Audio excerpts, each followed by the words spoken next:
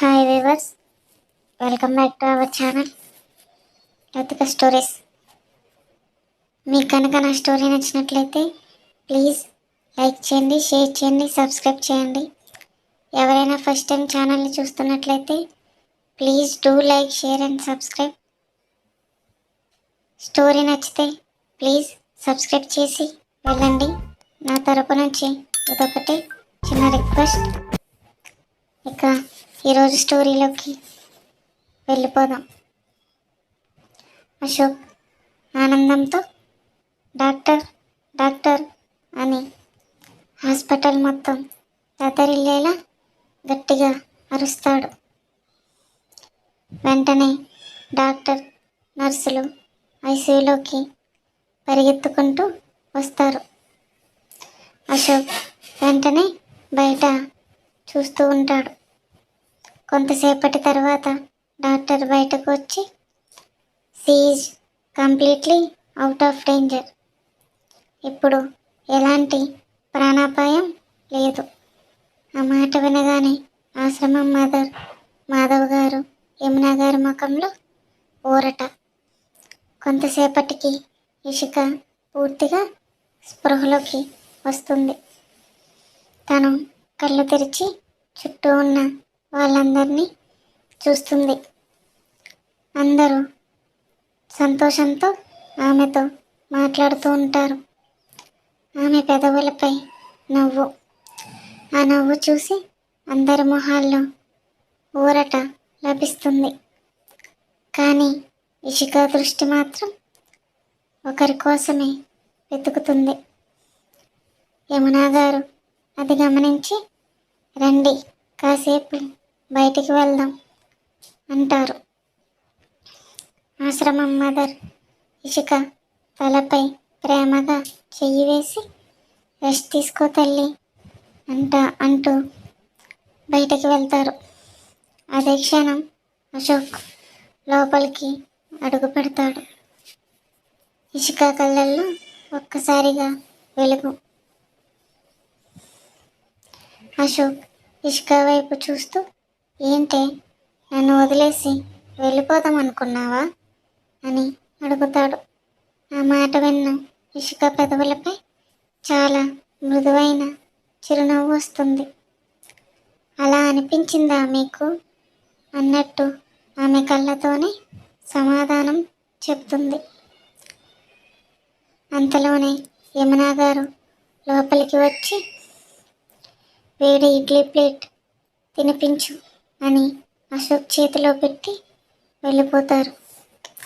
Ashok food ప్లేట్ను పక్కన పెట్టి ఇషిక బెడ్ను కాస్త ఎత్తుగా అడ్జస్ట్ చేసి వెనుకకు పిల్లో పెట్టి చాలా జాగ్రత్తగా తినిపిస్తాడు. ఇషిక తింటూనే ఆమె కళ్ళల్లో నీళ్లు తిరుగుతాయి. కొంచెం తిన్నాక ఇంకా చాలు సార్ అంటుంది. అశోక్ కళ్ళెత్తి చూసి, వేషాలేస్తే తోలు తీస్తా, బుద్ధిగా తిను, త్వరగా క్యూర్ అవ్వాలి. నువ్వు ఇలా బెడ్ మీద ఉంటే నేను ఎవరు నేర్పించాలి చెప్పు. ఆ మాట విని ఇషిక ఒక్కసారిగా షాక్తో నోరు తెరిచి చూస్తూ ఉంటుంది. అశోక్ నవ్వు ఆపుకోలేక ఇంకొక ముక్క ఆమె నోట్లో పెడతాడు. తినడం పూర్తయ్యాక అశోక్ ట్యాబ్లెట్ తీసి ఇస్తాడు. ట్యాబ్లెట్ వేసుకుని ఇషిక బొంగమూత పెట్టి అశోక్ వైపు చూస్తుంది. అశోక్ ఇషిక ముఖాన్ని చూస్తూ, ఇప్పుడే స్పృహలోకి వచ్చావు, నన్ను టెంప్ట్ చేస్తే నీకే రిస్క్. దానికి ఇషిక సైకో బాస్ అని చిన్నగా నవ్వుతుంది.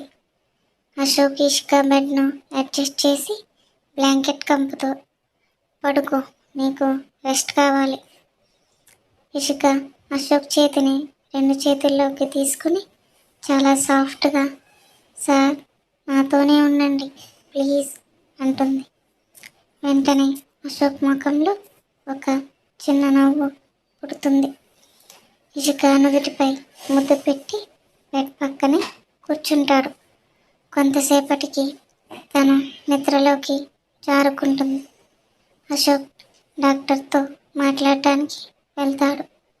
డాక్టర్ ఇష్క ఫైల్ క్లోజ్ చేస్తూ, ఇప్పుడు ఆమె ఫైన్ సార్, ఇంకా 2 రోజులు అబ్జర్వేషన్లో ఉంచుతాం. అంతా ఓకే అయితే డిశ్చార్జ్ చేస్తాం. కానీ ఒకటి, అసలు స్ట్రెస్ తీసుకోకూడదు. అశోక్ రిలీఫ్గా ఊపిరి తీసి, ఓకే డాక్టర్, థ్యాంక్ యూ అని వెంటనే మదర్కి, యమునా గారికి విషయం చెప్తాడు.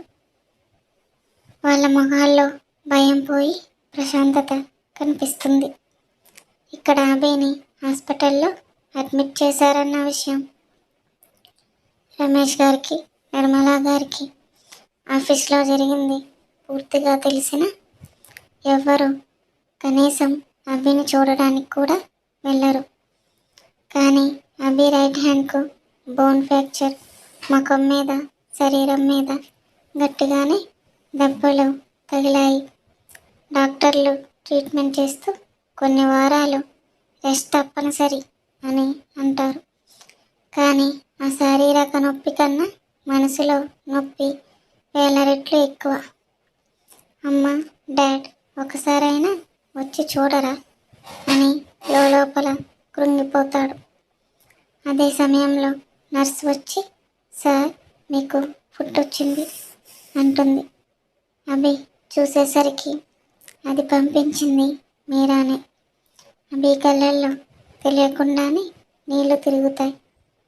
నేను ఎంత చేసినా ఇంకా నా గురించే ఆలోచిస్తుంది అని. కానీ బయటకు చూపించకపోయినా రమేష్ గారు, నిర్మలా గారు అభి హెల్త్ గురించి ప్రతిక్షణం తెలుసుకుంటూనే ఉంటారు. నిర్మలా గారు, వాడికి బుద్ధి రావాలి, శరీరంతో పాటు మనసు మారాలి అని లోపల దేవుణ్ణి ప్రార్థిస్తారు. ఇక మీరా రమేష్ గారితో కలిసి ఇషికాకి కూడా కాల్ చేస్తూ, ఇషిక ఇప్పుడు ఎలా ఉంది అని ఎప్పటికప్పుడు తెలుసుకుంటారు. అలా 2 రోజులు చాలా బిజీగా టెన్షన్తో గడిచిపోయిన తరువాత డాక్టర్ ఇప్పుడు పూర్తిగా సేఫ్, ఇంకా స్ట్రెస్ తీసుకోకూడదు, కొన్ని రోజులు పూర్తిగా రెస్ట్ అవసరం అని చెప్పి ఇషికాని డిశ్చార్జ్ చేస్తారు. ఆశ్రమం మదర్ ఇషిక తల మీద చెయ్యి పెట్టి, ఇదంతా దేవుడి దయమ్మ అంటారు. ఇషిక స్లోగా నడుస్తూ బయటకు వస్తుంది. అశోక్ అన్ని ఫార్మాలిటీస్ పూర్తి చేసి బిల్ పే చేసి కార్ డోర్ తెరిచి ఇషిక వైపు చూసి, జాగ్రత్తగా నెమ్మదిగా ఎక్కు అంటాడు. ఇషిక ఆ మాటల్లో ఉన్న కేర్ని గమనించి చిన్నగా నవ్వి కార్ లోపల కూర్చుంటుంది. అశోక్ కార్ స్టార్ట్ చేస్తాడు. కొంతసేపటికి కారు ఆగిన వెంటనే ఇషిక కళ్ళు తెరిచి బయటకు చూస్తుంది. ఆశ్చర్యంతో, సార్ ఇక్కడికి తీసుకొచ్చారేంటి అని అడుగుతుంది. అశోక్ కార్ దిగి చిన్నగా దిగు అని అంటాడు. ఇషిక ఇంకా అయోమయంలోనే ఉంటుంది. అప్పుడే యమునా గారు దగ్గరికి వచ్చి ఇషిక చేయి పట్టుకుని మృదువుగా, నువ్వు పూర్తిగా కోలుకునే వరకు ఇక్కడే ఉండాలమ్మా. ఇషిక, అది కాదా ఆంటీ, మీ ఇంట్లో ఉంటే మీకు ఇబ్బంది కదా, ఎందుకు అంటుంది. యమునా గారు ఇషిక తలపై చేయి పెట్టి చాలా ఆప్యాయంగా, ఇబ్బంది ఏమీ లేదు కానీ ముందు నువ్వు నడువు అని అంటారు. ఇషిక మదర్ వైపు చూస్తుంది. ఆశ్రమం మదర్ చిన్నగా నవ్వి కళ్ళతోనే అన్నట్టు సైగ చేస్తారు. దానితో ఇషికాకు ఏమీ చెప్పలేని పరిస్థితి. ఇంకా తల వంచి సరే ఆంటీ అంటూ లోపలికి నడుస్తుంది. యమున గారు, అమ్మ ఇదే నీ రూమ్. ఇషిక రూమ్ చుట్టూ చూస్తుంది. సింపుల్గా, శుభ్రంగా, మనసుకు కాస్త ప్రశాంతంగా అనిపిస్తుంది. అప్పుడే అశోక్ పక్కనే ఉన్న మెయిడ్ని పిలిచి, ఇషికాకు ప్రాపర్ హెల్త్ ఫుడ్ కావాలి, fruits, vegetables time to time serve చేయాలి, నాకు ఏ చిన్న తేడా కనిపించినా తెలుసు కదా అని గట్టిగా సీరియస్గా చెప్తాడు. దానికి మేడ్ వెంటనే భయపడుతూ, ఓకే సార్, అన్నీ నేను చూసుకుంటాను అంటుంది. అశోక్ మాటల్లోని కేరింగ్ చూసి యమున గారు, ఆశ్రమం మదర్ ఒకరినొకరు చూసుకొని చిన్నగా నవ్వుకుంటారు. అది చూసిన ఇషిక లోపల, ఈ సైకో బాస్ ఏంటి ఇంత కేర్ చూపిస్తాడు, మళ్ళీ ప్రేమ లేదంటాడు, ఇదే రకం మనసు అని ఆలోచనల్లో ఉండగా యమున గారు, అమ్మ రెస్ట్ తీసుకో, సూప్ తీసుకొస్తాం అని చెప్తారు. చాలా టైర్డ్గా ఉండడం వల్ల ఇషిక తలోపి బెడ్ మీద అలానే పడుకుంటుంది. అశోక్, అమ్మ నేను ఆఫీస్కి వెళ్ళొస్తాను అని చెప్పి బయటకి వెళ్ళిపోతాడు. ఇక మరోవైపు అభిని కూడా డిశ్చార్జ్ చేస్తారు. సర్వెంట్స్ చాలా జాగ్రత్తగా అభిని తన ఇంటికి తీసుకొస్తారు. అభి కుడి చేతికి బెల్ట్ ఉండడంతో నెమ్మదిగా నడుస్తూ హాల్లోని సోఫాలో కూర్చుంటాడు. అప్పుడే కిచెన్ నుంచి నిర్మల గారు బయటకు వస్తారు. అదే సమయంలో పైనుంచి రమేష్ గారు మెట్లు దిగుతూ వస్తారు. అభిని చూసినా ఏమీ మాట్లాడకుండా టేబుల్ మీద ఉన్న పేపర్ తీసుకుని చదువుతూ కూర్చుంటారు.